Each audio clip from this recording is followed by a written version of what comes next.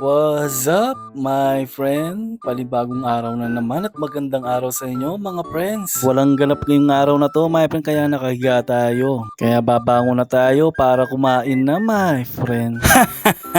Paglabas ko sa may kusina namin, ayan, nakita ko fresh na fresh pa yung manok, my friend. Kaya ito na lang yung lulutuin natin, my friend, para maging ulam natin for today, my friend. 2 piraso ng binti ng manok, my friend, ayan. Tapos puputulin na lang natin, my friend, para maging marami siya, my friend. Magluluto pala tayo ng chicken curry, my friend. Kaya nagpaturo muna ako sa nanay ko kung paano magluto ng chicken curry, my friend, bago ko inumpisahan to, my friend.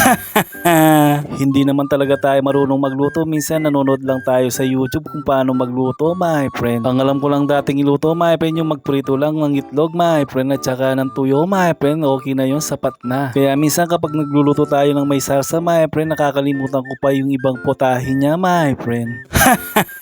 Kaya minsan kulang pa yung sahog na nilalagay ko, my friend, parang ako lang, kulang-kulang. Joke lang. Siyempre kapag yung magulang natin yung nagluluto, my friend, pinapanood natin tapos iniiwan niya sa atin yung niluluto niya, my friend. Tayo yung magsusundo sa niluluto niya. Parang ikaw, sinundo at tinatid ko dati, my friend. Kaya umpisa na natin mag-isa, my friend. Ayan, inuna ko ng sibuyas, bawang at saka luya, my friend. Tapos halu-haluin mo lang, my friend, para lumabas yung aroma niya, my friend. Sinabay ko na din yung mga patatas, my friend, para kagad lumambot din, my friend. Siguro sa iba hindi ganyan yung pagkakaluto nila, my friend. Alam mo naman kanya-kanyang style yan sa pagluluto lang, my friend. Tapos nilagay ko na din yung hiniwa kong manok, my friend. Ayan. Hayaan lang natin yung halu-haluin, my friend. Tapos lagyan natin ng patis para mas masarap pa, my friend. Medyo maliit nga yung kawali natin kaya hindi ko masyadong mahalo ng mabuti, my friend. Kaya ginagawa ko, tinatakpan ko na lang, my friend, para maluto kaagad siya, my friend. Pagkatapos ng 10 minuto, ayan, nilagyan na natin ng gata, my friend. Mas maganda kung fresh na gata, my friend. Sana lahat na lang fresh.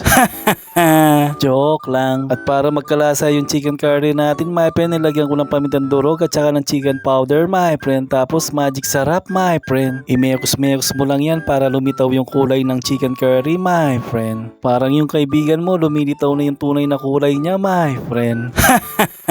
Joke lang. Pag alam mo na malambot na at okay na yung niluluto natin, my friend, ayan, nilalagay na natin yung bell pepper, my friend. Madali lang namang maluto yan, yung bell pepper, kaya sa huli siya nilalagay, my friend. At ito na, luto na yung chicken curry natin, my friend. Kaya ito, maghihiwalay na ako ng sakin, my friend. Amoy pa lang, nagkakagulo na yung mga alaga natin sa tiyan, my friend.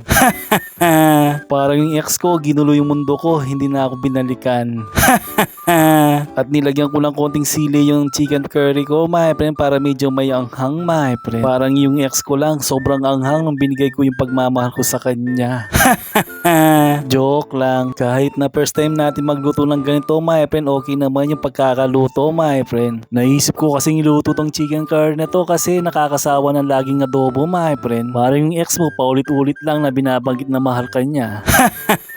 Joke lang. Pagkatapos natin kumain, ayan, tinignan ko yung reaction ng tatay ko kung anong lasa ng ginawa kong chicken curry, my friend. At pasado naman kahit hindi, my friend. Sige na, mga friends.